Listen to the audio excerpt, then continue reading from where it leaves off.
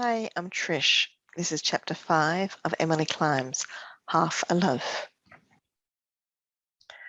One late August evening, Emily heard Teddy's signal whistle from the Tomorrow Road and slipped out to join him. He had news. That was evident from his shining eyes. Emily, he cried excitedly, I'm going to Shrewsbury after all. Mother told me this evening she'd made up her mind to let me go. Emily was glad, with a queer sorriness underneath, for which she reproached herself. How lonesome it would be at New Moon when her 3 old pals were gone. She had not realised until that moment how much she counted on Teddy's companionship. He'd always been there in the background of her thoughts of the coming year. I had always taken Teddy for granted. Now there was no one, not even Dean, but Dean was going away for winter as usual, to Egypt or Japan as he might decide at the last moment. What would she do? Would all her Jimmy books in the world take the place of her flesh and blood chums? If only you were going too, said Teddy, as they walked along the Tomorrow Road, which was almost a Tomorrow Road now, so fast, so tall had the leafy young maples grown. There's no use wishing it. Don't speak of it. It makes me unhappy, said Emily jerkily. Well, we'll have weekends anyway, and it's you I have to thank for going. It was what you said to Mother that night in the graveyard that made her let me go. I know she's been thinking of it ever since by the things she would say every once in a while. One day last week, I heard her muttering, it's awful to be a mother and suffer like this. Yet she called me selfish. And another time she said, it is selfish to want to keep the only thing you haven't left in the world. But she was lovely tonight when she told me I could go. I know folks say Mother isn't quite right in her mind, and sometimes she is a little queer, but it's only when other people are around. You have no idea, Emily, how nice and dear she is when we're all alone. I hate to leave her, but I must get some education. I'm very glad if what I said has made her change her mind. But will she never forgive me for it? She's hated me ever since. You know she has. You know how she looks at me whenever I'm at the tansy patch. Oh, she's very polite to me, but her eyes, Teddy. I know, said Teddy uncomfortably. But don't be hard on Mother, Emily. I'm sure she wasn't always like that, though she's been ever since I can remember. I don't know anything of her before that. She never tells me anything. I don't know a thing about my father. She won't talk about him. I don't even know how she got that scar on her face. I don't think there's anything the matter with your mother's mind, really, said Emily slowly. But I think there's something troubling it, always troubling it, something she can't forget or throw off, Teddy. I'm sure your mother is haunted. Of course, I don't mean by a ghost or anything silly like that, but by some terrible thought. She isn't happy, I know, said Teddy. And of course, we're poor. Mother said tonight she could send me to Shrewsbury for 3 years. That was all she could afford. But it'll give me a start. I'll get on somehow after that. I know I can. I'll make it up to her yet. You'll be a great artist some day, said Emily dreamily. They had come to the end of the Tomorrow Road. Before them was the pond pasture, whitened over with a drift of daisies. Farmers hated the daisies as pestiferous weed, but a field white with them on a summer twilight is a vision from the land of lost delight. Beneath them, Blair Water shone like a great golden lily. Up on that eastern hill, the little disappointed house crouched amid its shadows, dreaming, perhaps, of the false bride that had never come to it. There was no light at the tansy patch. Was the lonely Mrs. Kent crying there in the darkness with only her secret, tormenting her heart hunger for companion? Emily was looking at the sunset sky, her eyes rapt, her face pale and seeking. She felt no longer blue or depressed. Somehow she could no longer feel that way in Teddy's company. In all the world there was no music like his voice. All good things seemed possible with him. She could not go to Shrewsbury, but she could work and study at New Moon.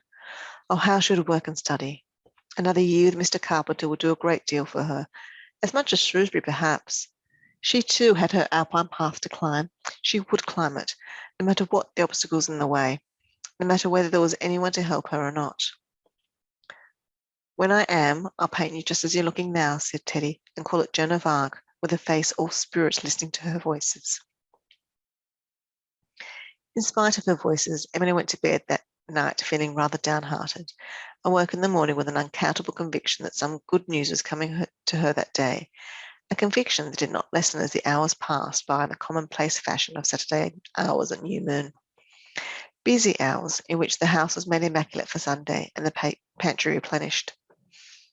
It was a cool, damp day when the frogs were coming up the shore on the east wind, and new moon and its old garden were veiled in mist.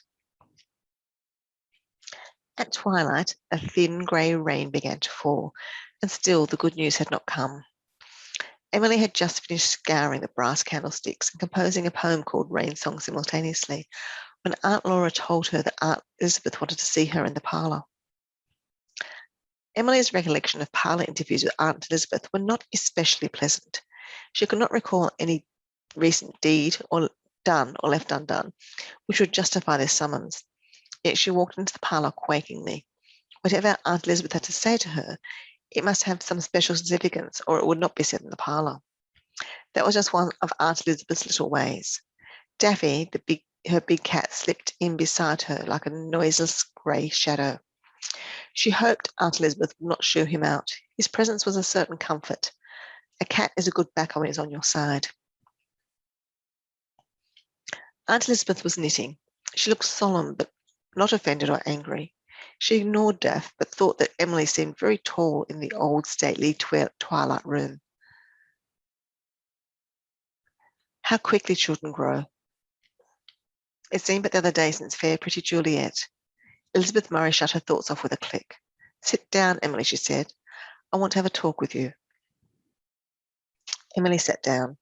So did Daffy, wreathing her tail comfortably between his paws.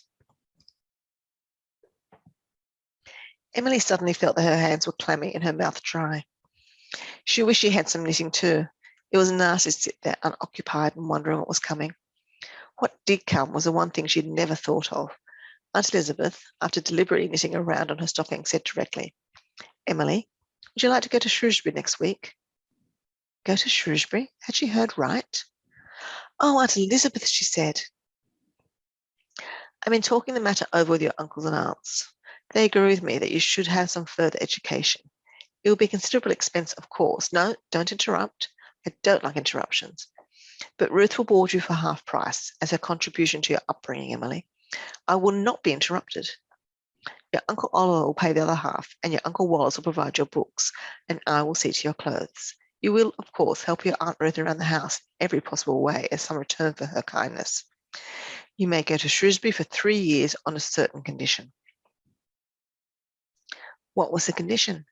Emily, who wanted to dance and sing and laugh in the old parlour as no Murray, not even her mother, had ever ventured to dance and laugh before, constrained herself to sit rigidly on her ottoman and ask herself that question. Behind her suspense, she felt that the moment was quite dramatic. 3 years at Shrewsbury, Aunt Elizabeth went on, will do as much for you as 3 at Queen's, except, of course, you won't get a teacher's licence, which doesn't matter in your case, as you are not under the necessity of working for your living. But as I have said, there's a condition. Why didn't Aunt Elizabeth name the condition? Emily felt the suspense was unendurable. Could it be possible that Aunt Elizabeth was a little afraid to name it? It was not like her to talk for time. Was it so very terrible?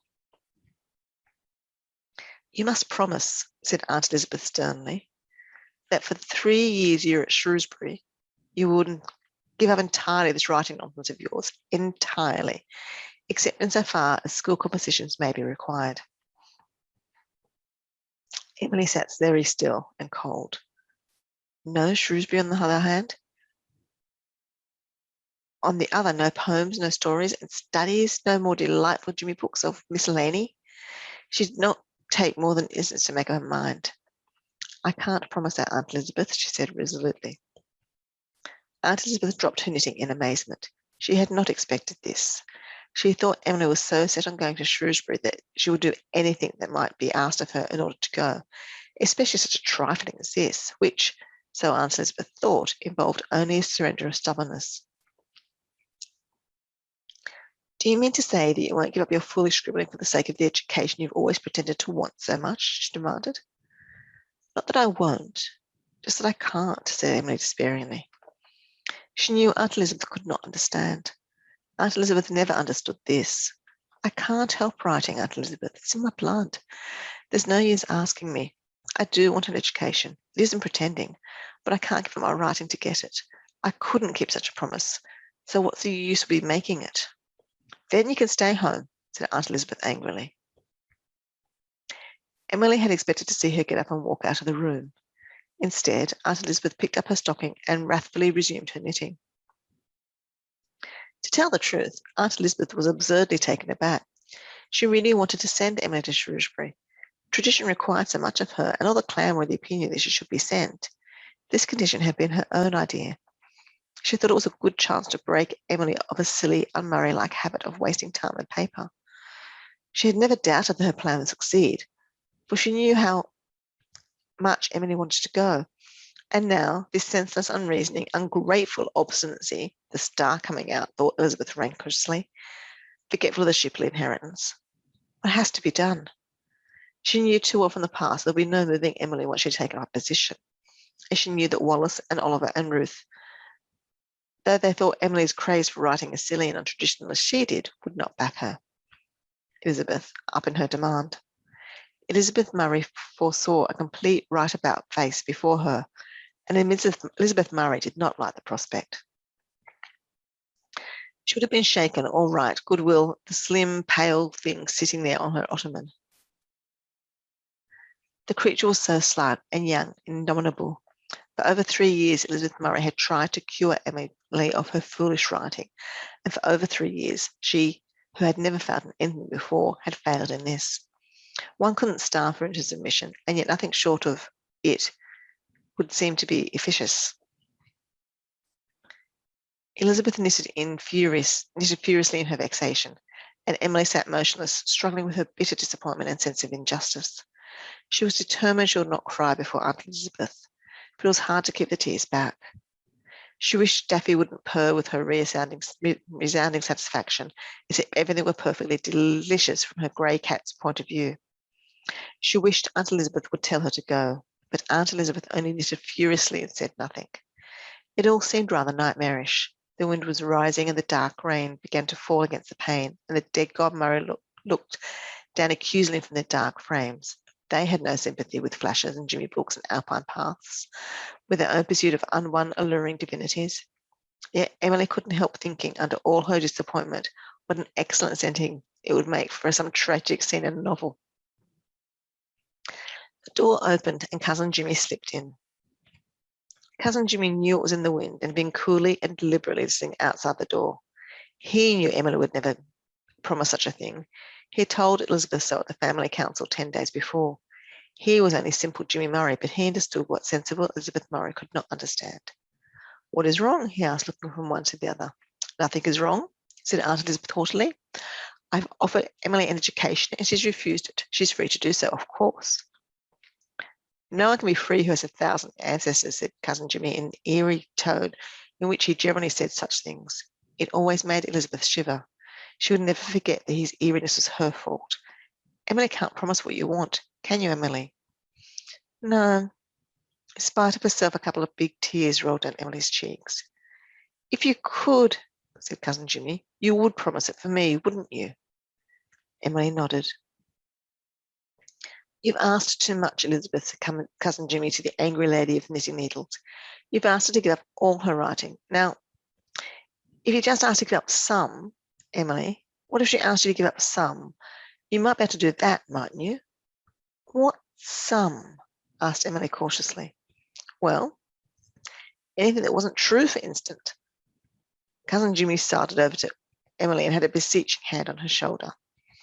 Elizabeth did not stop knitting, but the needles went more slowly. Stories, for instance, Emily. She doesn't like your writing stories especially. She thinks they're lies. She doesn't mind the other things so much. Don't you think, Emily, you give up writing stories for 3 years? An education's a great thing. Your grandmother Archibald would have lived on herring tails to get an education. Many a time I've heard her say it. Come, Emily. Emily thought rapidly. She loved writing stories. It would be a hard thing to give up, but she could write airborne fancies in verse and weird little Junior book sketches of character and accounts of everyday events, witty, satirical, tragic, as the humour took her. She might be able to get along. Try her, whispered Cousin Jimmy. Propose her a little. You owe her a great deal, Emily. Meet her halfway.